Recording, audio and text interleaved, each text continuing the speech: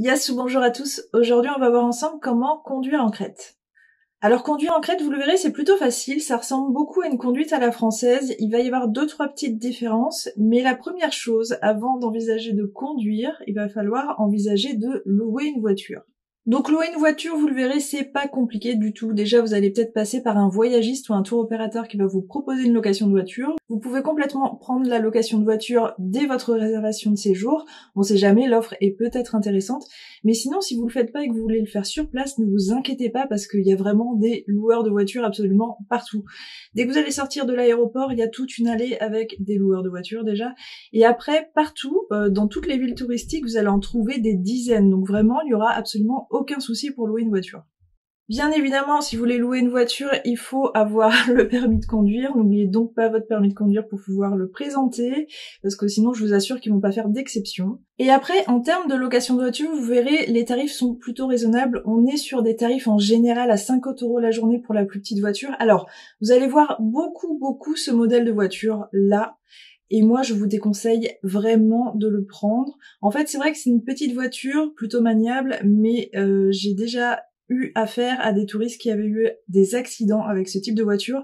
Et en fait, dès qu'elle tape, elle se plie complètement et c'est vraiment très dangereux. Donc, vous allez avoir d'autres alternatives. Je vous conseillerais de prendre des voitures qui vous permettront peut-être d'aller un petit peu plus dans les terres parce que en vérité, vous allez voir que conduire en Crète, c'est pas seulement des voies rapides ou des départementales, il y a aussi beaucoup de chemins en terre.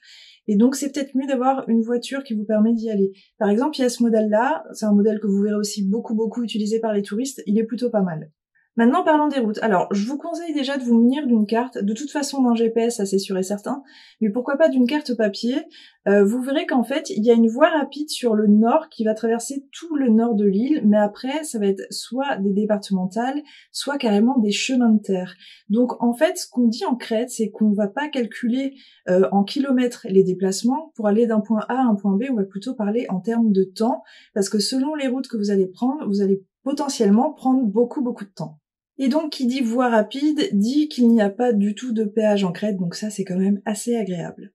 Également, à savoir, pour les stations essence, vous verrez, il y en a tous les 30 km, donc c'est assez facile de tomber sur une station essence. Par contre, là-bas en Crète, les stations essence ouvertes 24 heures sur 24 n'existent pas du tout. Elles ferment à 21 h, donc faites vraiment attention. Si vous partez, je sais pas, en expédition pendant plusieurs heures, faites bien attention à avoir assez d'essence parce qu'après 21 h, c'est plus du tout possible de trouver de l'essence. Et aussi, prévoyez toujours de l'espèce parce qu'on est toujours à l'ancienne en Crète, c'est le pompiste qui va vous mettre l'essence. Pour en revenir un petit peu aux accidents, vous verrez quand vous serez sur les routes, alors déjà vous allez être ébahi par la beauté du paysage, c'est très compliqué de rester concentré sur la route parce que c'est beau de tous les côtés, il y a la montagne, il y a la mer, souvent vous allez conduire en bord de mer, enfin c'est splendide.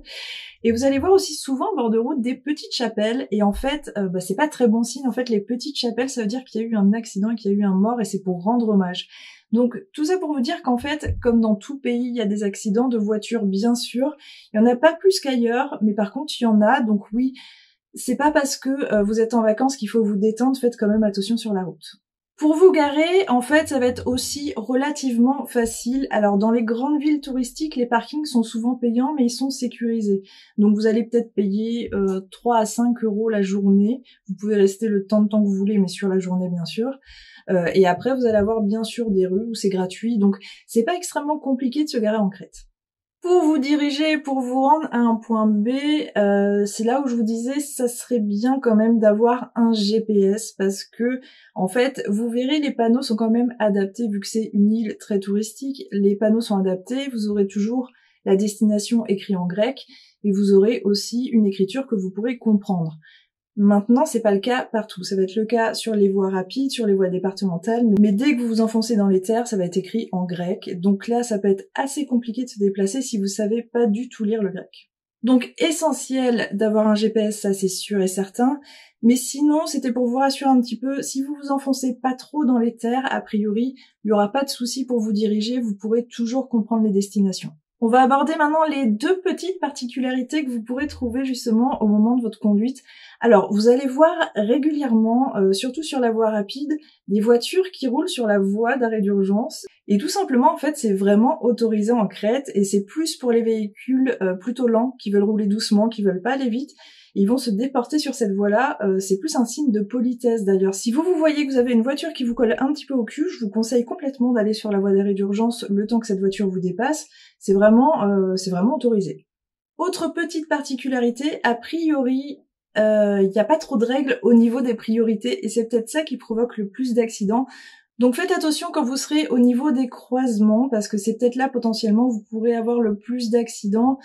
Regardez bien à droite, à gauche. Après ça va être au civisme, hein. Regardez-vous avec les conducteurs, faites-vous confiance mais peut-être ne foncez pas et ne faites pas confiance aux priorités parce qu'il y en a vraiment pas en Crète.